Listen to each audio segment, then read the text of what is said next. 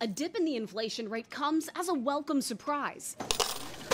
Labor Department data released Wednesday shows consumer inflation in May slowed slightly to 3.3%, down from April's reading of 3.4%, which economists thought wouldn't budge. If you're rooting for the Fed to begin cutting interest rates, this morning's inflation report, that's the kind of report we want to see.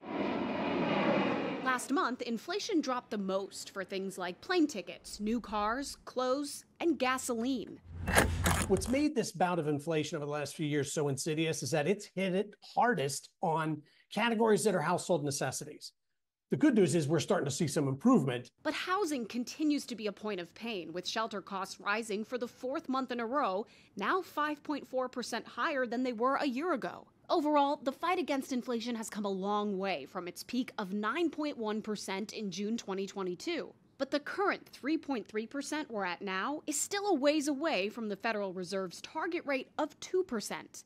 It's high prices. Even though inflation is moderated, prices are still at very high levels. Even though many Americans say they don't feel good about the economy in polls, they're still willing to spend money at a robust pace, according to the CEO of MasterCard.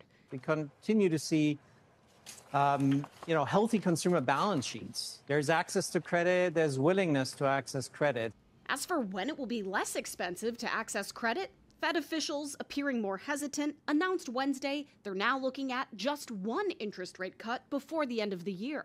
We'll have to see where the data light the way. The economy has repeatedly surprised forecasters in both directions. As economists say, the trend is your friend. So the Fed wants to see more positive reports like this one before they're confident that an interest rate cut isn't premature. The next key inflation report is out June 28th. In Washington, I'm Atrel Nashar.